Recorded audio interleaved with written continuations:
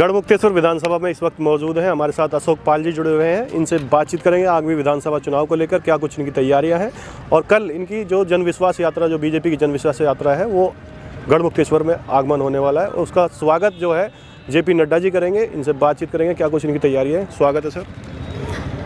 देखिए, हमारे पार्टी के राष्ट्रीय अध्यक्ष आदरणीय जेपी नड्डा जी कल यहाँ आ रहे हैं।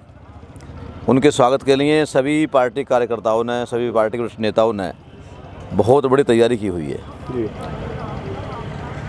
आप देख रहे होंगे सारी व्यवस्थाएं बहुत बढ़िया चल रही हैं और पार्टी के सभी लोग लगे हुए हैं।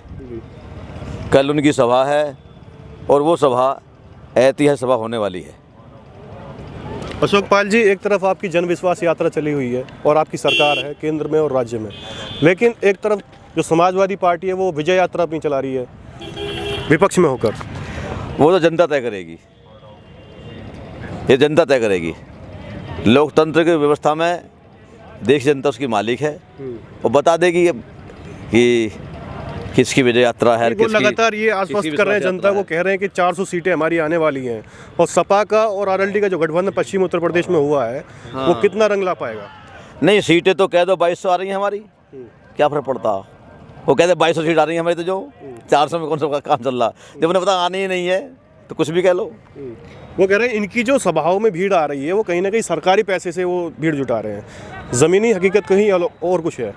चलिए, अब ज़्यादा इसके बारे में नहीं बोलना चाहते हम। जो हैं अभी चुनाव आएगा और जनता बता देगी कि उसे हम पे विश्वास है या नहीं। हमने काम किया होगा, विश्वास के लायक तो हम पे विश्वास करेगी वो। उनका एक नारा है, आपका एक नारा है सोच ईमानदार काम दमदार, और उनका नारा है नई हवा है नई सपा है। तो सपा में क्या कुछ नया देख रहे हैं आप? वो सबको पता है, सब लोग जानते हैं कि सपा कैसी थी। सपा का शासन भी देखा है जनता ने और अब भारतीय जनता पार्टी का शासन भी देखा जनता ने। जनता ही उसका अंतर तय करेगी। आप देख रहे हो, चाहे कानून व्यवस्था का मामला हो, चाहे विकास का मामला हो, सब कुछ जनता देख रही है, उसको जवाब दे देगी। वो कह रहे हैं इनके पास कार्य नहीं बताने के लिए, इनके पास योजनाएं नहीं है जनता को देने के लिए। और वो कह रहे हैं फीताजीबी सरकार है, फीते काटने वाली सरकार है। जो समाजवादी पार्टी में जो कार्य हुए थे उन्हीं के फीते अभी तक काटे जा रहे हैं। समाजवादी पार्टी का काम केवल फीता काटना था। उन्होंने केवल फीते काटे, जब कोई काम नहीं किया।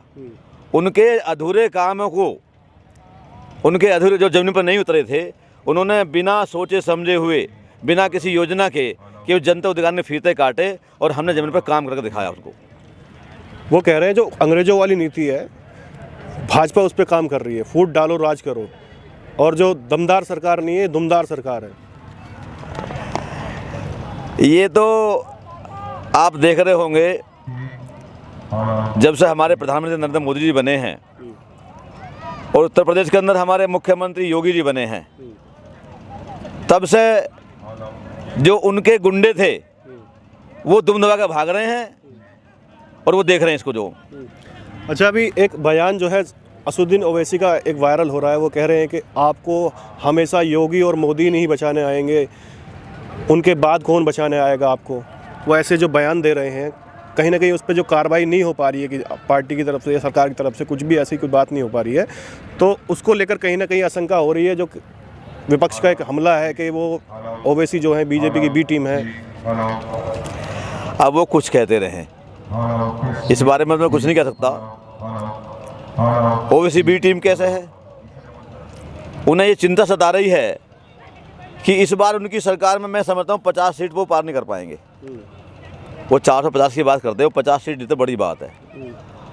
और उन्हें खतरा है कि उनके पास भी विशेष वर्ग का वोट है। उन्हें खतरा है कि वही वोट अगर वहाँ से निकल गया हमारे से, तो हम पे कुछ नहीं बचेगा। हो सकता है हमारे 0 सीट पा जाए। नहीं, वो लगातार जो छोटी छोटी पार्टियों से गठबंधन कर रहे हैं, जो आपकी पॉलिसी थी 2017 में छोटी पार्टियों से जो गठबंधन करने की, जो जातिगत पार्टी है उत्तर प्रदेश में, उसी रणनीति को वो एक तरीके से फॉलो कर रहे हैं। हमने तो क्या कुछ खतरा लग रहा है आपकी बार? हमने छोटी पार्टी से नहीं, हमने जो समाज के सबसे निम्न वर्ग है, छोटा वर्ग है, हमने उसको भी सम्मान देने का काम किया है। और जितनी हमारी योजनाएं हैं सरकार की, वो सब उन गरीबों के और छोटे लोगों के लिए हैं। तो छोटे दलों से आप अगर छोटे माफियाओं से, छोटे गुंडों से आप अगर संपर्क साधेंगे और गरीब जनता की चिंता नहीं करेंगे तो इसके लिए उनको खाना भुगतना पड़ेगा। लाल टोपी से कहीं ना कहीं बीजेपी घबराई हुई है। उनके बड़े बड़े नेता जो हैं बयान दे रहे हैं, वो कहीं ना कहीं घबराए हुए हैं, कह रहे हैं कि लाल टोपी से आप सावधान रहिए, जैसे प्रधानमंत्री मोदी ने कहा। लेकिन उधर अखिलेश यादव ने हमला करा कि ये जो है सपा के झंडे से और टोपी से डरते हैं।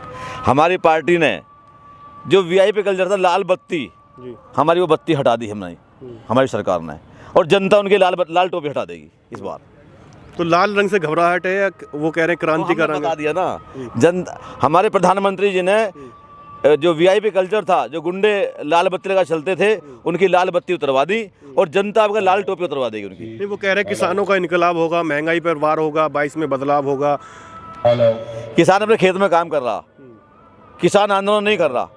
किसान के तो ये जो सरकार है भले में काम कर रही है और किसान आराम से अपना खेती कर रहा है और सुरक्षित होकर काम कर रहा है। पहले किसान का वो अपना मोटर रखा हुआ है, अपने पशु रखा हुआ है, अपना ट्रैक्टर रखा हुआ है, लेकिन आज वो चिंता नहीं है, वो पाँव फैलाकर सो रहा और हर चीज़ की सुरक्षित है उसकी जो। तो आगामी विधानसभा चुनाव में आप संभावित प्रत्याशी हो सकते हैं भारतीय जनता पार्टी से, गढ़मुक्तेश्वर विधानसभा से। तो क्या कुछ अपील करना चाहेंगे? और जो कल की जो सभा होने वाली है गढ़मुक्तेश्वर में जेपी नड्डा की, उसको लेकर आप क्या कहेंगे? हमारा जो फर्स्ट प्रायोरिटी है, हमारा प्रयत्न रहेगा कि कानून व्यवस्था सही रहे यहाँ की और सबको न्याय मिले और सबका साथ, सबका विकास, सबका विश्वास लेकर हम साथ लेकर सब चलेंगे।